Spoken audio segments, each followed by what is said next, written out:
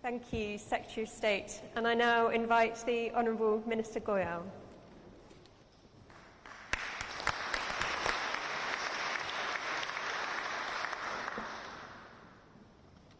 Thank you very much for those kind words, Secretary Fox. Thank you very much, all the distinguished excellencies, ladies and gentlemen who have assembled here today as a part of the UK-India CEO Forum and the joint initiative that both countries have put together to expand our economic ties, our commercial business ties, and really bring back the mojo that I believe both our countries and the people of our countries expect us to do, and bring back the levels of trade and engagement that for centuries existed between these two countries. In fact, we are bound by a very strong shared past, a 200-year relationship, tumultuous at times, but a lot of interdependence, a lot of working together. A present where we are expanding in terms of trade, as Secretary Fox just mentioned, but clearly showing every potential of a prosperous future, which if we can all work together to leverage, particularly in these trying times when there's opportunities staring us in the face, often not grasped, not taken up at the right time. My own sense is these two strong democracies, these two vibrant democracies, should we put our heads together, should we work in a more open and transparent manner, in a more receptive manner to new ideas,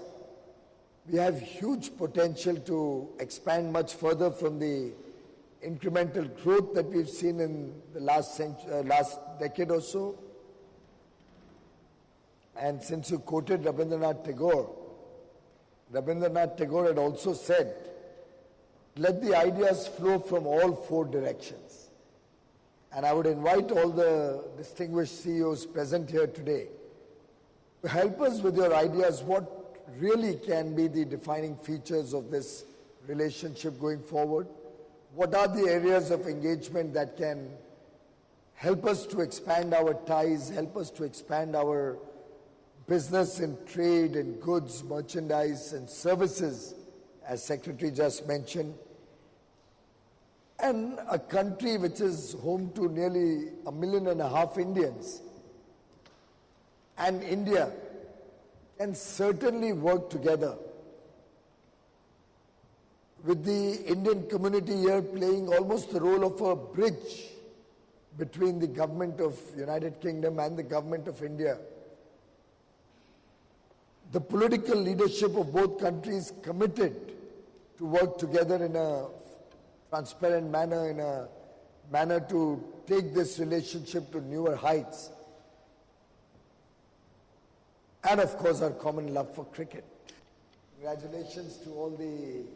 people of England for a very, very good, successful World Cup and for your victory in the World Cup yesterday. I think the movies are going to have a problem if you're going to have thrillers like this on the sports field. But truly a remarkable day for England yesterday. Of course, I've been praying, and as have so many Indians, we've been praying to the rain god literally ever since we were born. But I think he ditched us at the last moment in Birmingham.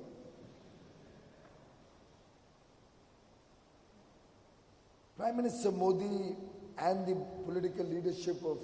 the United Kingdom have engaged with each other on several occasions in the last few years, both in our two countries and at other forums through multilateral engagements, bilateral engagements. In fact, while Prime Minister Modi is used to very large events and very large public gatherings back home in India, the reception that Wembley gave him, the people of London gave him at Wembley was truly very, very, very exciting and showed the potential and the spirit of engagement that the people of United Kingdom wish to have with India, desire to take forward in the days and years and months to come. And I'm quite sure this format of the JETCO,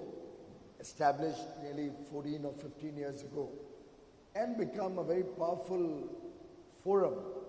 through which we identify areas of mutual cooperation, areas where we can expand our working together. It can be a good platform where both the countries and their businesses can resolve trade-related issues and also see what needs to be done to fast-track some of our discussions and engagements. I'm new to the job. I'm only in this job for the last 45 days today.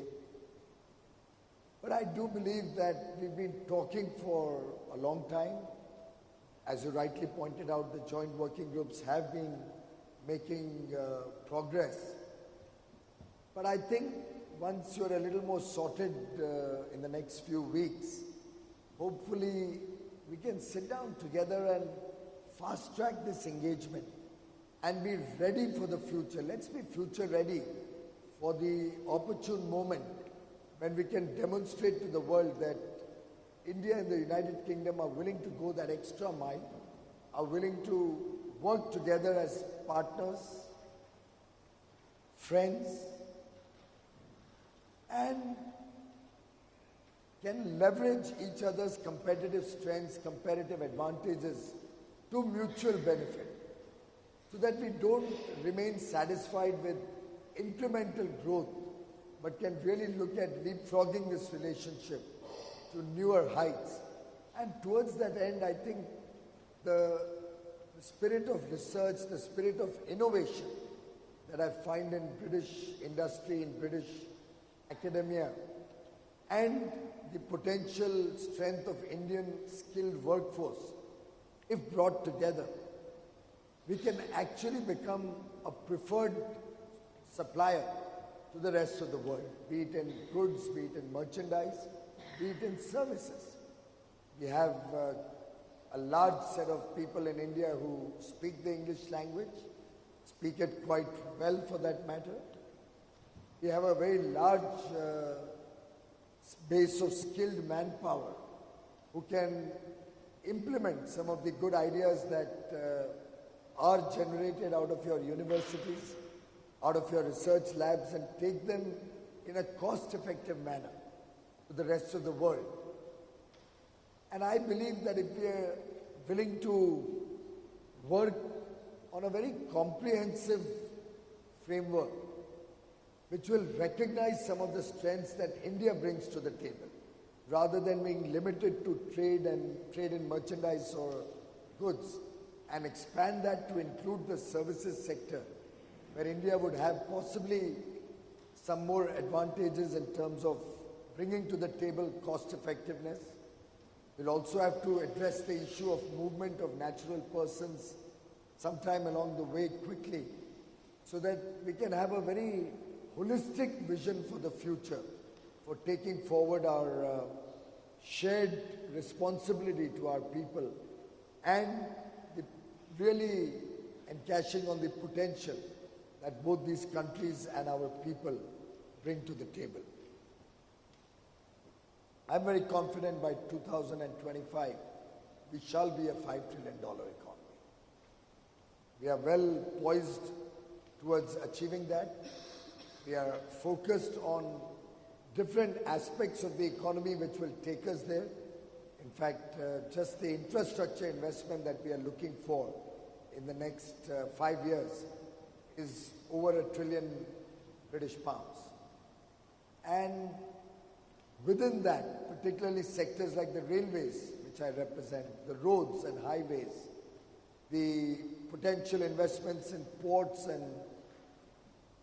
the air services, all of these themselves are areas where you do have a good deal of expertise. You can bring to the table a good amount of your own experiences of the past, And to my mind, post-Brexit, India would be a good partner for the United Kingdom to have to further the interests of the people of Britain and to take forward some of the lost opportunities that were constrained during the earlier years due to a larger framework which could not make much progress in terms of bilaterals, in terms of trade agreements. And working straight from the heart between the United Kingdom and India, I believe that we can keep ourselves future ready to be able to quickly encash on the opportunities that I do believe a post-Brexit scenario will bring to the table. Today I was interacting with some of the companies in the earlier part of the JETCO meeting today, and I saw a very interesting mix of companies which have taken their technology to India, have started manufacturing in India, leveraging on the Indian skilled manpower and cost advantages, and are today supplying to the whole world out of bases both in India and Europe, with synergy between the two. And to my mind, that could be a very good future potential way of expanding the footprints of British companies in other parts of the world where you may otherwise be losing out on the cost competitiveness. And that's one area where I think we should work more aggressively to see how we can work to make manufacturing competitiveness and bring quality both to India and to other parts of the world by working together. So something like designing in UK and manufacturing in India, or designed by UK engineers and manufactured with the collaborative effort of both the United Kingdom and India, to my mind can work. Similarly, on the services sector, India will provide a huge amount of technical expertise in different fields, which could be put to good use by the British companies, and huge amount of benefits with a young population and English-speaking population. The cost of engaging such people, such professionals would be much more competitive compared to European costs. And to my mind, this could also lead to a far greater degree of possible engagement towards a robust IPR story going forward. I know that the United Kingdom has a very benign tax structure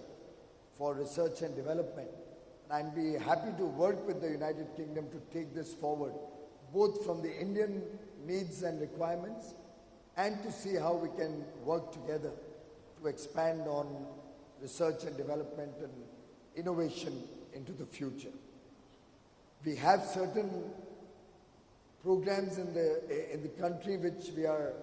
very focused on, renewable energy being one of them. We are looking for providing a cleaner environment for our people. We are very keen to ensure mobility becomes clean, mobility becomes more friendly to the environment. Electric vehicles is one program on which we have ambitious plans going forward. How quickly we can ramp up our electrical vehicle program is something the government is working on a mission mode. We have opened up opportunities for single brand retail and are easing some of the restrictions or some of the detrimental clauses of our policy in the next few weeks, which will help single brand retail come in a bigger way to our country. We certainly have some restrictions on multi-brand retail, and we have requested all the companies around the world to respect the Indian sensitivities on restrictions of foreign investment and multi-brand retail, particularly e-commerce companies and all coming into India, would have to ensure that they stay within the spirit of the law, the letter and the spirit of the law, when it comes to multi-brand retail and our policies around that. We've tried to bring in more and more transparency and a predictable regulatory framework in the country, which I hope will help the British companies foray into business in India. Of course, this morning some comments were made about some uncertainties on the FPI issue, which I have assured the investors that I'll be taking back with me to India and will be resolving, though I was able to somewhat address the concerns of some of the companies. But should there be any concerns of that sort, our High Commission here and the Ministry of Commerce and Industry back home in Delhi will both be willing to engage with UK businesses to fast-track some of the resolution of issues so that we can really bring back the confidence on both sides of the table to engage far more actively and far more enthusiastically in expanding the India-UK trading partnership. We have a lot of opportunities with 1 billion people aspiring for a better quality of life. I dare say there is no other market in the world where 1 billion people are looking for a better quality of life. And looking at some of the statistics that Sir Gary and Ajay and you, Secretary, just mentioned, while there has been significant progress in the last few years, particularly the last decade, both in terms of investment, in terms of trade, I still believe we have barely started. And I think if we are all willing to work together towards taking this forward in the spirit of the joint statement during Prime Minister Modi's visit in April 2018, and take this strategic partnership based on shared values, common law, and the institutional framework forward, and fast-track it, I have no doubt in my mind that the shared global outlook and commitment to a rules-based international system that you just talked about is certainly a possibility that we can make happen very quickly. I'd invite all of you to look at India, to work with the government and the business in India, to look at expanding our ties in different sectors of trade, commerce, services, and let's work together towards a better future for the people of the United Kingdom and the people of India, working together to achieve the shared goals of prosperity for all the people of India and all the people of the United Kingdom. My best wishes to this forum and my best wishes to businesses both in the United Kingdom and India, working together in the spirit of partnership, in the spirit of oneness. Thank you very much.